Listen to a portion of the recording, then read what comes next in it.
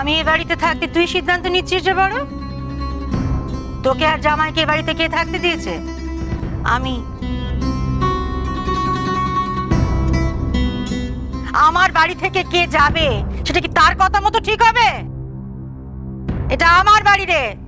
আমার সিদ্ধান্ত না শুনে তুই জামাইয়ের হাত ধরে কোথায় যাচ্ছিস? কোথায় কোথায় আর যাবো মা, ব্যাগ গোছাতে যাচ্ছি।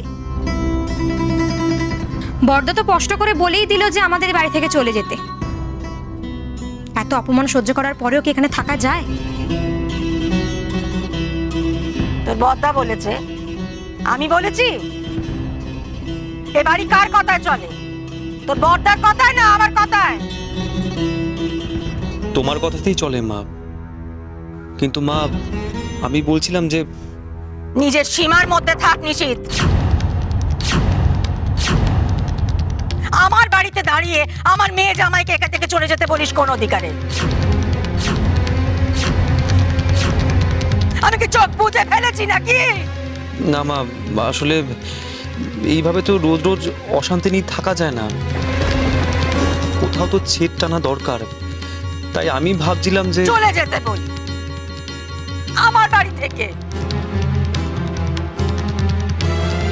ছেদ টানার ইচ্ছে হয়েছে তো? ছেদ টানা? আমি ছেদ টানছি? তুই খুব ভালো করে শুনে রাখ, আজ এই মুহূর্তে আমি তোর বউকে বাড়ি থেকে বের করে দিলুম।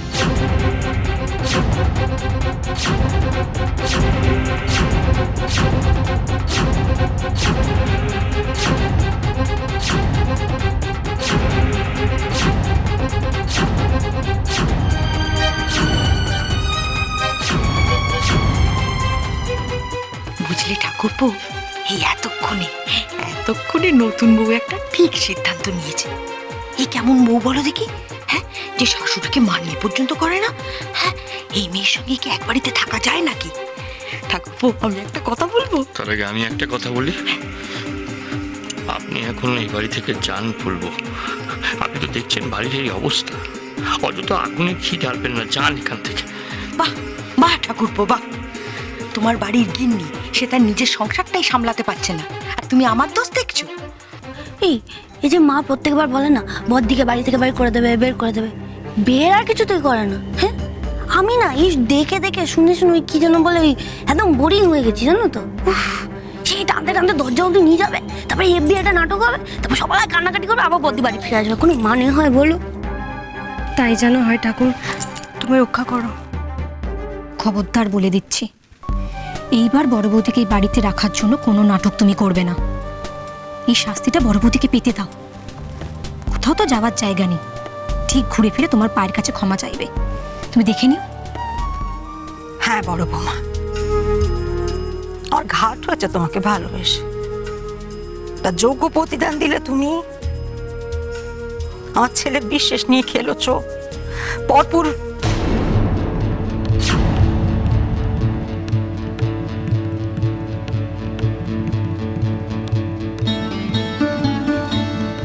আমি তো মাফ করে দিয়েছিল, ভেবেছিলাম একটা ভুল করে ফেলেছো, কিন্তু আজ যা করলে।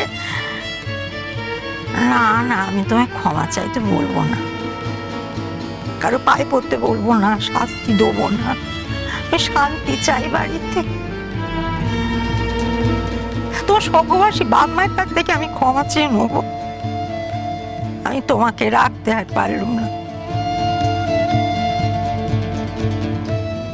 আমার ঘর জ্বালাতে দিতে আমি আর পারলুম না।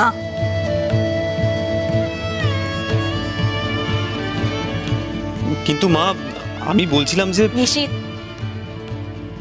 আমার সিদ্ধান্ত আমি জানিয়ে দিয়েছি। তুই যদি এর পরেও আমার কথার অবাধ্য হয়ে বউয়ের সঙ্গ দিতে চাস তো যা, চলে যা। আমি তোকে আটকাবো না। তুই বউকে সঙ্গে করে এ বাড়ি ছেড়ে চলে যা, যা চলে যা, দূর হয়ে যা।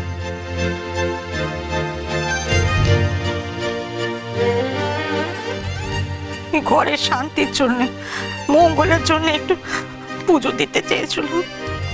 ভবানী বোকা, তার ঘরেই অমঙ্গল বাস করছে, তার সংসারে শান্তি আসবে কোথা থেকে?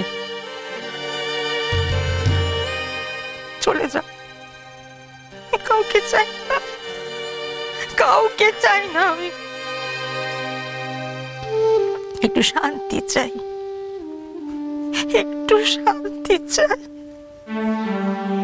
মা নিশিত মাকে আটকাও, এটা ঠিক হচ্ছে না। এই লোকটা আর তুমি নাও শশী,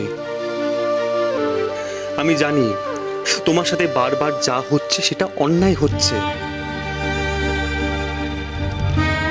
আজ মা না বুঝলেও একদিন একদিন ঠিক বুঝবে। ততদিন অবধি আমাদের আলাদাই থাকতে হবে ও শশী। চলো।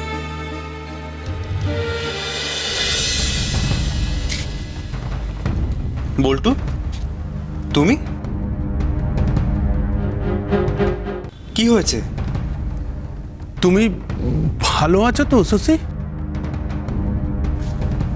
আমি ভালো আছি মানে সেদিন তুমি রাস্তায় অসুস্থ হয়ে একটা ভদ্রলোকের গায়ে পড়ে গেলে না, তাই ভাবলাম যে একটু খবর নিই।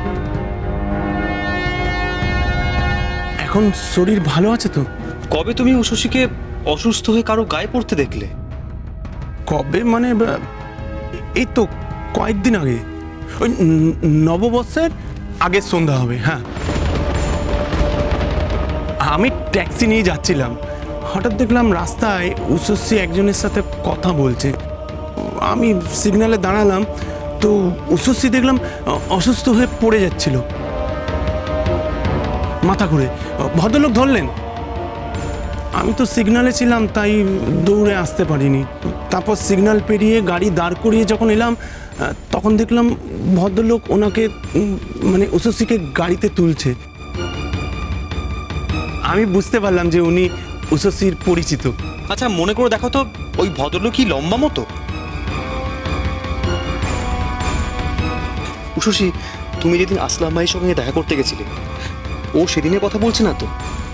এর বাইরে তো সন্ধ্যাবেলার কোনোদিনও বেরোয়নি। হ্যাঁ, লম্বা করে, বেশ সুন্দর দেখতে। কিন্তু যাই হোক, উনি কিন্তু বেশ ভদ্রলোক, খাঁটি ভদ্রলোক। হ্যাঁ, এদেরকে খুব চেনা চেনা লাগছে, তাই দেখেছি। আরে কি কাণ্ড, এরাই তো।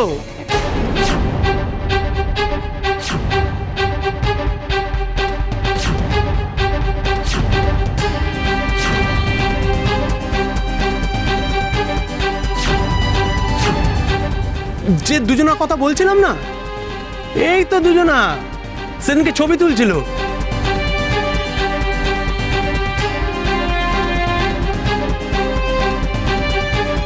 আরে বাবা, শয়তানের নাম নিলাম, শয়তান তোমার ঘরেই। উষসী, মাল দুটো কে? কি মানুষ এরা! তোমার বাড়ির লোক হয়েও তোমাকে সাহায্য না করে তোমার ছবি তুলছিল। আজব মাইরি।